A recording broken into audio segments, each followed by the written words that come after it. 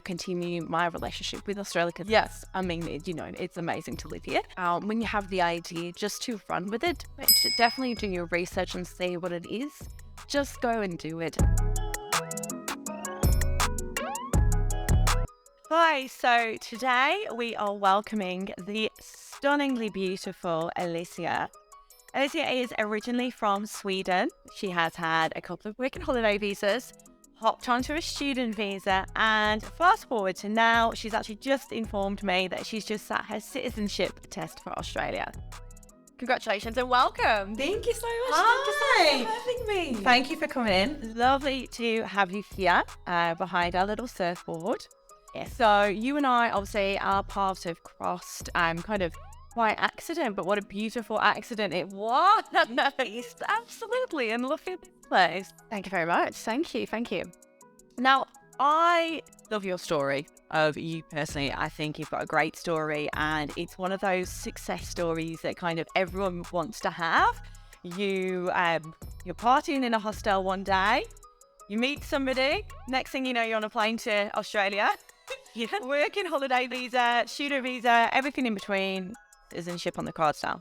So tell me, in brief, how did it all happen? Absolutely. So about 9 years ago, I was just about to turn 20 and decided I was going to go to Mexico by myself.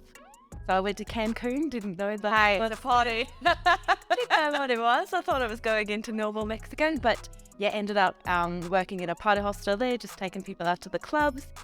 Met my partner there, and he was from Tasmania, so I decided, I will jump over to Australia and I will go meet him. And so I thought that working holiday visa would be the easiest part to do that with. So I ended up first in Tassie and then in Melbourne, worked in a few cafes and all of that, and then I decided to take Jason back to Sweden for just a little while, but we came back. Yeah.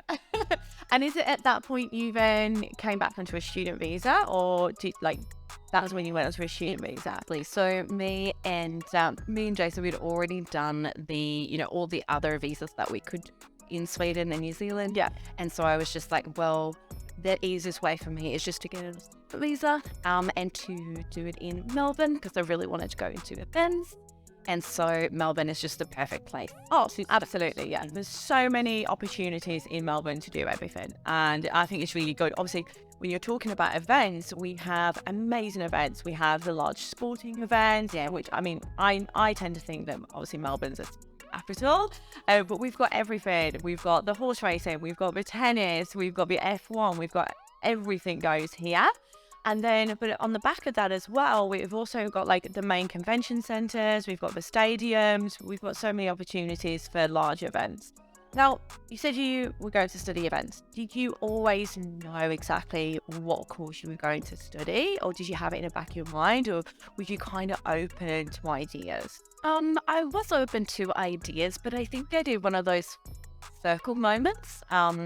I didn't really know what I wanted to study, and I looked in Sweden to see if there was any courses that were suitable to me, and there wasn't really.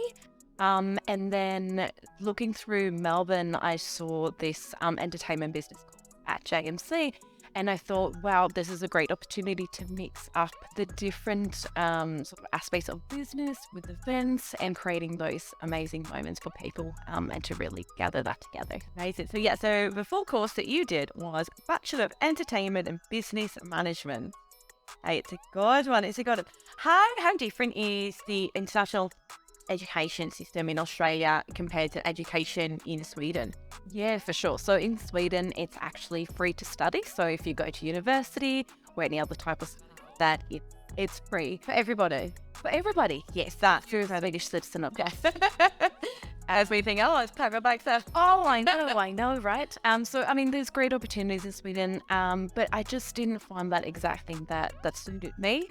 And also just knowing that going on a student visa would be a great path to getting into Australia and to, continue my relationship with Australia. Because yes, I mean, it's amazing to live here. Oh yeah, absolutely. So I really think that coming into JMC really was able to make that path for me. Yeah, and I think that's a great thing, because just to touch on as well, because even though your education, university, would have been free in your home country, you actually chose to relocate to the other side of the world. And let's be honest, fees aren't cheap. There's definitely more expensive options, like going to like some of the larger universities, which are government owned, but it's still not cheap. And when you factor in like you've got working rights for international students and everything, sometimes I think people can think, oh, well, there's so much negativity. It's really expensive. It's really hard. We can only do that. But then if you actually focus on the positive outcomes that you've got from it, that the benefits of studying in Australia, the lifestyle that you can have, the career prospects, but everything that can kind of come afterwards, I think it far outweighs it. And you just demonstrated that by choosing not to go to a free school in your home country. No, I really agree on that. And I think that there's so many options, like I said, with bigger universities, smaller universities, there's different, plans and courses that you can do. So it's flexible to what your budget. Exactly. Yeah. So for you, you're enrolled and you're doing the Bachelor of Entertainment Business Management. What did that look like for you? What options and opportunities did you get while you were doing the course? Because I understand it's quite heavy on like networking and kind of almost building your personal brand. Yeah, definitely. So throughout the course, it's very entrepreneurial and you have a lot of connections with your teachers and the smaller classrooms as well. So you really have that personal connection to the teachers. And that's what I really, really enjoyed with the course. So the teachers that you have, they are working professionals in the industry and they work on other events or different projects while they're at the school as well. So they're able to, let you know, oh, there's an event. You should volunteer at that or bring you opportunities. But I was really lucky. I did a wonderful internship with a Melbourne-based music company called and they're a amazing just app for people to gain experience with going out to play gigs and all that and connect to the industry, and they're really on the rise now, so it's wonderful to see them do. Love that. Yeah, so you got to see it from like the grassroots sort of thing. Yeah, it was really amazing. Excellent. And so you personally, when you were on a student visa, apart from kind of how you found the course and the internship, was it hard on a student visa or did you manage to find your way? I managed to find my way. I was really lucky to gain a job around 20 hours a week on top of my studies. So I worked with a company that do bachelorette parties and bucks parties and that kind of thing. That was to be a blast. The stories you could tell. So funny. Not for this podcast, no. And no, it was just amazing. And to be able to do the work alongside uni and to have that in the industry as well, I was just so super lucky to have those opportunities conjoin. And has your course directly, now I know what you do now, so but would you say that your course directly led you to where you are now? Oh, 100%. Yeah, 100%. So everything that's happened for myself after I finished uni, it's all been in direct correlation of that with the people that I've connected with the businesses and business ideas that I've been able to drive, and now to where we're coming into my full-time role. Yeah. So what was kind of the brief steps that kind of led you from obviously graduating with a bachelor degree to where you are now? Yeah, for sure. So in the course, we had a kind of last assignment, the big project where I started up a little business called Paradise Rides. We created a card game for travelers. And so launching that product kind of puts the eyes onto other people in the industry, and they saw that I was able to, take a project to fulfillment and to build a small business. And so with that, I was asked to jump on board a marketing team with an event company, which has then turned into an opportunity for me to drive that company forward with marketing and some other things. It's so good. Did you always have an entrepreneurial mind? Like growing up, did you always kind of be the wheeler dealer, know that you were going to get into something like that, or did it just like happen naturally? No, it definitely how I come from a background. So my mum and my grandmother, they both owned and operated businesses in Sweden. And then as I was really young, I was putting on, shows in my little emo community, gathering together all of those operational pieces. And then as I grew, older, it just followed. Yeah. And then, I came full circle after I'd traveled around a lot, and I was like, okay, I think I'm ready to step into something. Oh, excellent. It's so good as well. And I love that you had strong female influences from home, and then that's kind of obviously stayed within you and led you to where you are now. And obviously you mentioned that during your big project in kind of your final year of the Bachelor, you were doing different things.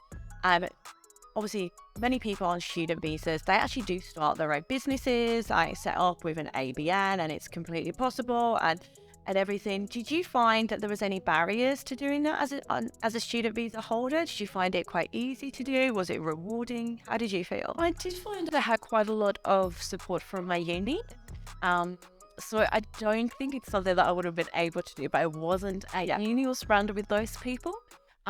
It's definitely a different way to navigate, you know, with laws and learning the ins and outs of another country. Business is hard, you know, yeah. But I think that with that support from the uni and the teachers, it really helped. Yeah, I've heard that before as well. Like, obviously, Australian law is very different. And fines left, right, and centre if you're not careful. But yeah, I've heard that before, that the schools and universities, if people are willing to really give it a go and to go for it, they will support no matter what. Yeah, for sure. So what's next for you? Yeah, right. So just came back to Melbourne to kind of build this business together with my team. So we run an agency for events. We support events in sponsorship, in marketing, and in staffing. Love it. So our biggest project now is getting rockstar assistants through the summer festival season, which is really exciting. It's our festival staffing platform where we invite people and a lot of students and backpackers, which is great, to come work with us at festivals. Excellent. So is that a subsidiary of the agency that you're working for? Yeah, exactly. So it's one of the brands that we manage. Fantastic. And finally, what advice would you give to international students? Just go and do it. I think that when you have the idea, just to run with it, but definitely do your research and see what it is. But I think that with the opportunities that come from being in Australia and the pathways that you can take from a student visa, I really think it's just the most rewarding thing that you can do. And yeah, don't be afraid to ask for help if you need it. Excellent. Thank you so much for your time, Amy. Really appreciate it. Look, if you have been inspired by Alicia and you want to study a course which is going to give you some amazing career prospects and outcomes, such as a Bachelor of Entertainment Business Management or anything else that you may be interested in, then don't be shy. Just get in touch with us today.